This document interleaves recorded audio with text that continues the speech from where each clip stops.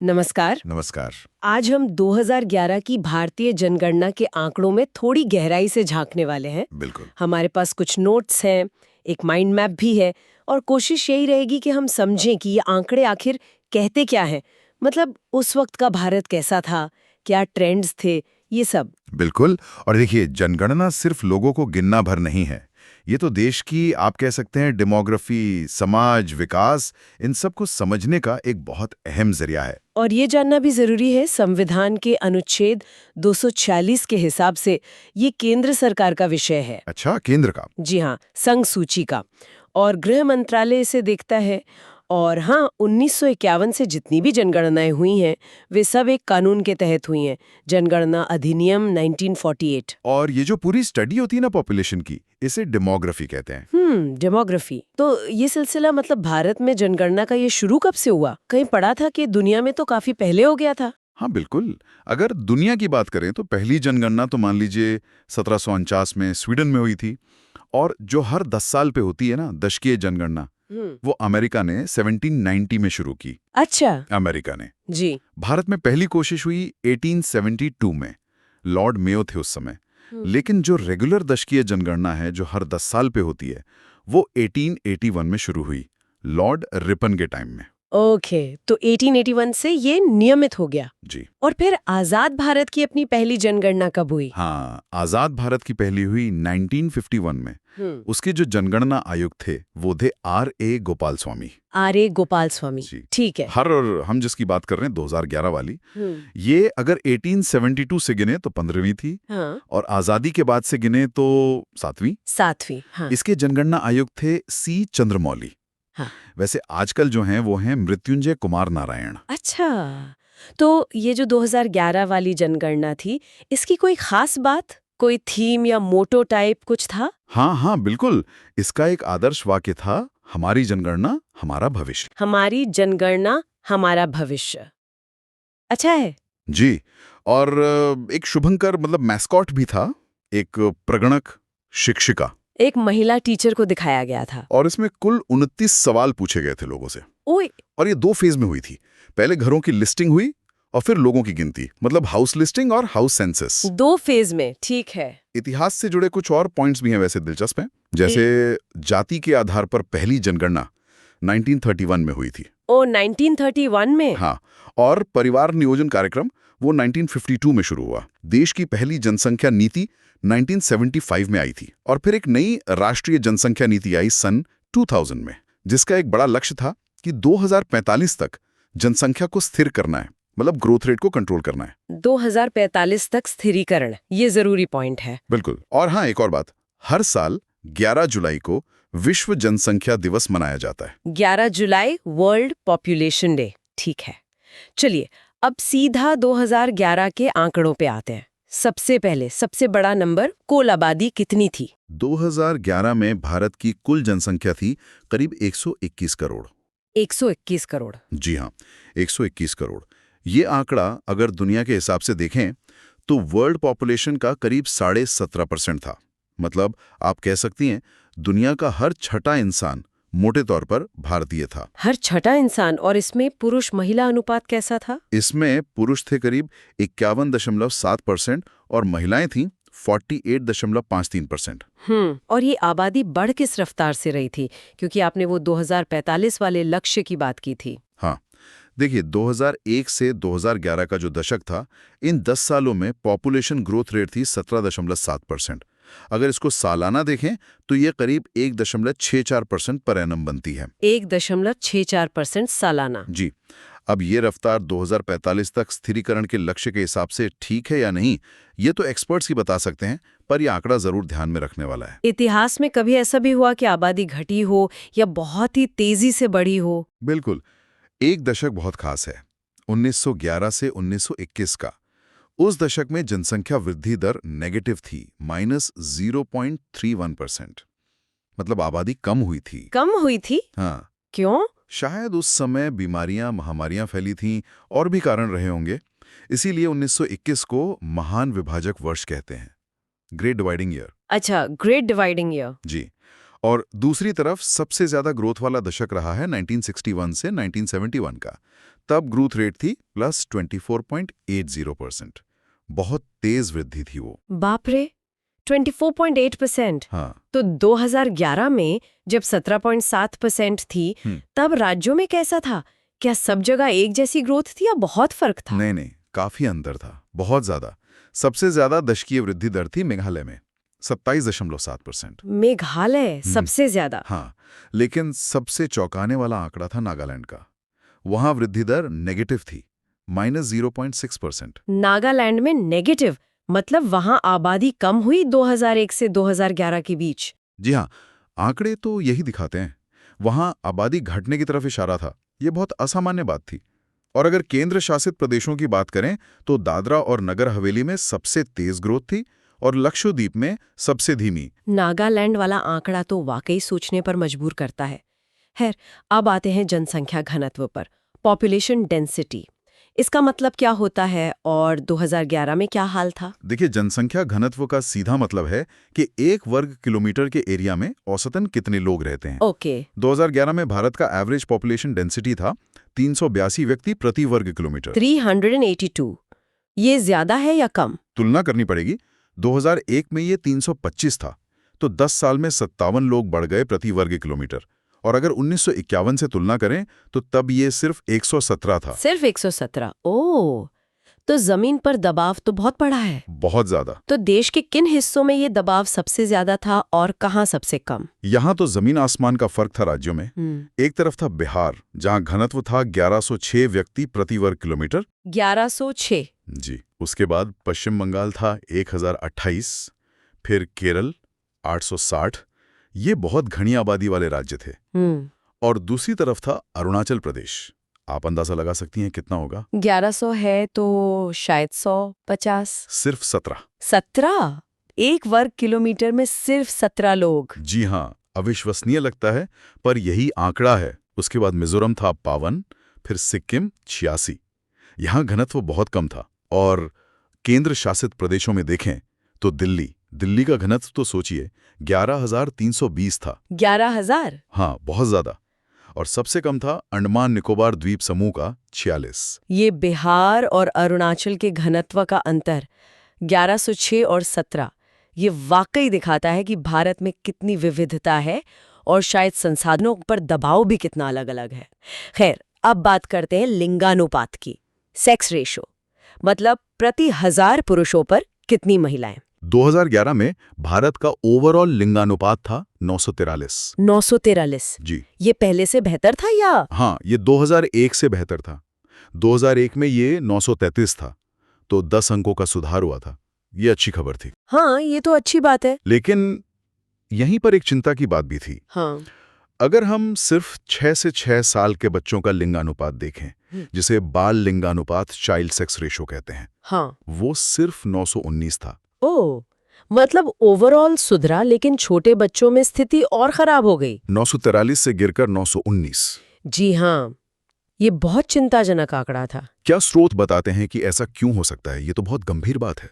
स्रोत सीधे कारण तो नहीं बताते, पर यह आंकड़ा अक्सर समाज में लड़कों को जो तरजीह दी जाती है और दुर्भाग्य से लिंग चयन जैसी प्रैक्टिसेस की तरफ इशारा करता है, जिसके दूरगामी परिणाम हो सकते हैं। सामाजिक असंतुलन पैदा हो सकता है। ये वाकई चिंताजनक है। राज्यों में क्या स्थिति थी लिंगानुपात की? राज्यों में देखें तो केरला सबसे अच्छा था। वहां लिंगानुपात 1084 था, मतलब 1000 पुरुषों पर 1084 महिलाएं। केरल में महिलाओं की संख्या ज्यादा थी। जी हाँ। उसके बाद तमिलनाडु था 996 और आंध्र प्रदेश 993। ये भी बेहतर स्थिति में थे। दूसरी तरफ सबसे खराब स्थिति थी हरियाणा की, सिर्फ 879। 879? काफी कम है। बहुत कम। उसके बाद जम्मू कश्मीर था 889 और सिक्किम 890। केंद्र शासित प्रदेशों में पुदुचेरी सबसे अच्छा था, 1037। हाँ, और सबसे कम था दमन दीव में, सिर्फ 618। 618, ये तो बहुत ही ज्यादा गैप है। जी, बहुत ज्यादा। चलिए अब साक्षरता यानी लिटरेसी रेट पर आते हैं। पहले ये क्लियर कर दें कि जनगणना में साक्षर या लिटरेट किसे माना जाता है। हाँ, ये जरूरी है। जनगणना के हिसाब से 7 साल या उससे ज्यादा उम्र का कोई भी व्यक्ति जो किसी भी भाषा में पढ़ सकता हो और लिख सकता हो, उसे साक्षर माना जाता है। अच्छा, 7 साल से ऊपर और पढ़ लिख सकता हो किसी भी भाषा में। ठीक है, तो 2011 में भारत की साक्षरता दर कितनी थी? 2011 में भारत की कुल साक्षरता दर थी 74.4%। 74.4%। ये आज़ादी के बाद से कितना सुधार है? तो उस हिसाब से देखें तो ये एक बहुत बड़ी उपलब्धि है।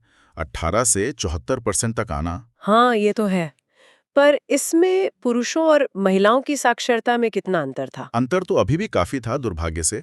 पुरुषों की साक्षरता दर थी 82.14%, जबकि महिलाओं की थी 65.46%। ओह, मतलब करीब 17% का गैप। जी हाँ, काफी बड़ा गैप है। ये दिखाता है कि शिक्षा तक पहुंच में या शिक्षा पूरी करने में लैंगिक असमानता अभी भी एक बड़ी चुनौती है। बिल्कुल। राज्यों में क्या हाल था? कौन सबसे आगे, कौन सबसे पीछे? यहाँ भी काफी अंतर थे और एक राज्य फिर से टॉप पर था, केरल। केरल की साक्षरता दर थी 93.91%। केरल फिर से लिंगानुपात में भी और साक्षरता में भी? जी हाँ।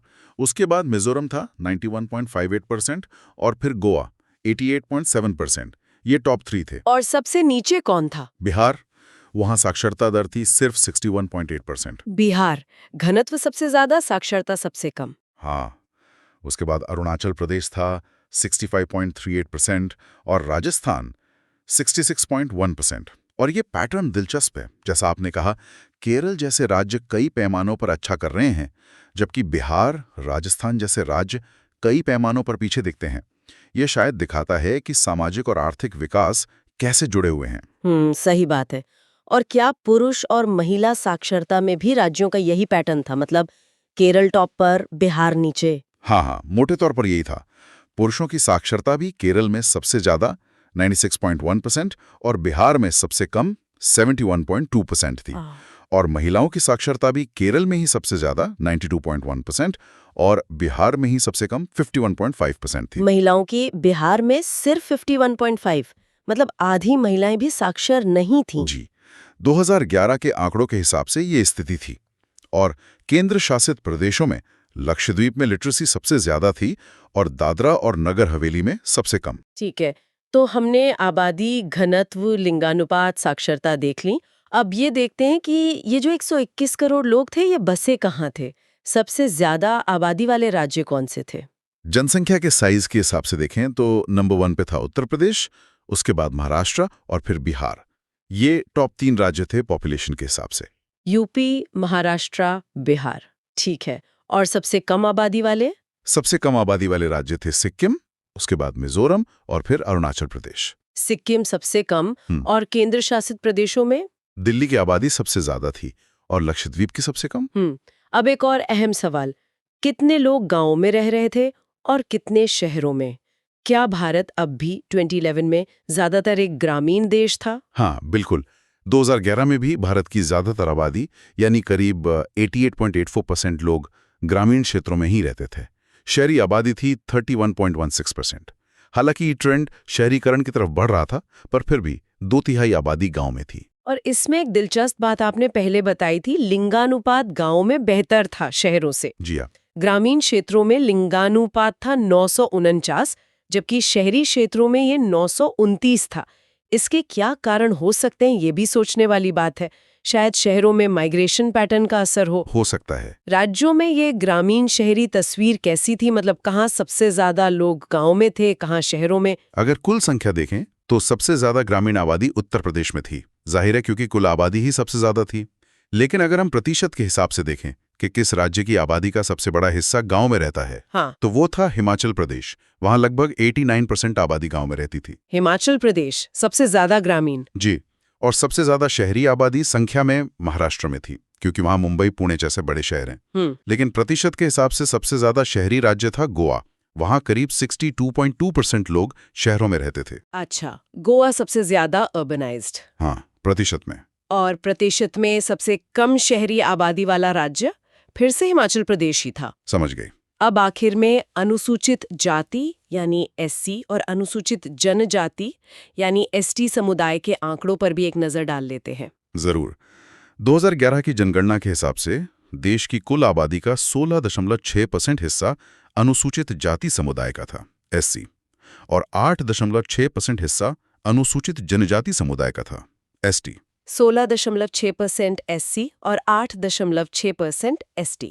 ठीक है, इनकी आबादी किन राज्यों में ज्यादा थी? देखिए, अगर संख्या की बात करें तो सबसे ज्यादा एससी आबादी उत्तर प्रदेश में थे, लेकिन अगर राज्य की कुल आबादी में उनके प्रतिशत के हिसाब से देखें तो पंजाब सबसे आगे था। पंजाब की कुल आबादी का करीब 32% हिस्सा एससी समुदाय का था। पंजाब में प्रतिशत सबसे ज्यादा। जी, और कुछ राज्य ऐसे भी थे जैसे नागालैंड, अरुणाचल प्रदेश, जहां एससी आबादी लगभग नहीं थी। जहां तक एसटी आबादी का सवाल है तो संख्या के हिसाब से सबसे ज्यादा एसटी आबादी मध्य प्रदेश में थी, लेकिन प्रतिशत के मामले में लक्षद्वीप और मिजोरम सबसे आगे थे। वहां की आबादी का लगभग 94-95% हिस्सा एसटी समुदाय का था। लक्षद्वीप और मिजोरम लगभग पूरी तरह ट्राइबल पॉपुलेशन। हाँ, काफी हद तक। और ये भी एक रोचक तथ्य है कि देश की सबसे बड़ी अनुसूचित जनजाति भील थी। कुल एसटी आबादी का करीब 38%। और कुछ राज्य ऐसे भी थे जहां एसटी आबादी लगभग नहीं थी, जैसे पंजाब, हरियाणा। तो ये थे मोटे तौर पर 2011 जनगणना के मुख्य आंकड़े। अगर इन सबको एक साथ रखें तो 2011 के भारत की क्या तस्वीर उभरती है? कुछ चीजें तो दिमाग में अटक सी गई हैं। हाँ, जैसे वो नागालैंड की नेगेटिव ग्रोथ रेट, या बिहार और अरुणाचल के घनत्व में वो जमीन आसमान का फर्क, केरल का लगभग हर पैमाने पर अच्छा प्रदर्शन करना, और कुछ राज्यों का जैसे बिहार, राजस्थान, यूपी का कई पैमानों पर लगातार पीछे रहना। बिल्कुल सही कहा आपने। ये आंकड़े असल में हमें एक ऐसे भारत से मिलाते हैं जो बदल रहा था, यकीनन तरक्की कर रहा था, साक्षरता बढ़ी, लिंगानुपात सुधरा, लेकिन साथ ही गहरी असमानताएं भी थीं, राज्यों के बीच, समुदायों के बीच, पुरुषों और महिलाओं के बीच। चुनौतियां भी थीं, जैसे वो बाल लिंगानुपात का गिरना या जनसंख्या का दबाव बढ़ना। तो ये आंकड़े सिर्फ नंबर्स नहीं हैं, ये उस समय की कहानी कहते हैं, और इनसे सीखना बहुत जरूरी है। हाँ, क्योंकि इन्हीं के आधार पर तो नीतियां बनती हैं, योजनाएं बनती हैं। बिल्कुल, ये भविष्य की प्लानिंग के लिए, संसाधनों के सही आवंटन के लिए, और जो सामाजिक बदलाव हो रहे हैं उन्हें समझने और सही दिशा देने के लिए, एक तरह से कहें तो ये बेहद जरूरी औजार हैं। और एक आखिरी सवाल, या कहूं कि एक विचार जो मन में आ रहा है, वो हमारे स्रोतों से ही जुड़ा है। आपने शुरू में बताया था कि 2000 की राष्ट्रीय जनसंख्या नीति का लक्ष्य था 2045 तक जनसंख्या स्थिरीकरण। जी हाँ। और हमने देखा कि 2001-2011 की दशकीय वृद्धि दर 17.7% थी। तो क्या लगता है उस समय के आंकड़ों को देखते हुए क्या हम उस 2045 वाले लक्ष्य की तरफ सही रास्ते पर थे, या रफ्तार धीमी या तेज थी? ये शायद अगली जनगणना के आंकड़े आने पर ज्यादा साफ होगा, है ना? पर सोचने के लिए एक अहम बिंदु जरूर है ये। बिल्कुल, ये बहुत ही वैलिड सवाल है। 1.64% की वार्षिक वृद्धि दर से 2045 तक स्थिरीकरण हो पाएगा या नहीं, ये विश्लेषण का विषय है, और अगली जनगणना जब भी उसके विस्तृत आंकड़े आएं, वो इस पर काफी रोशनी डालेगी। ये देखने वाली बात होगी।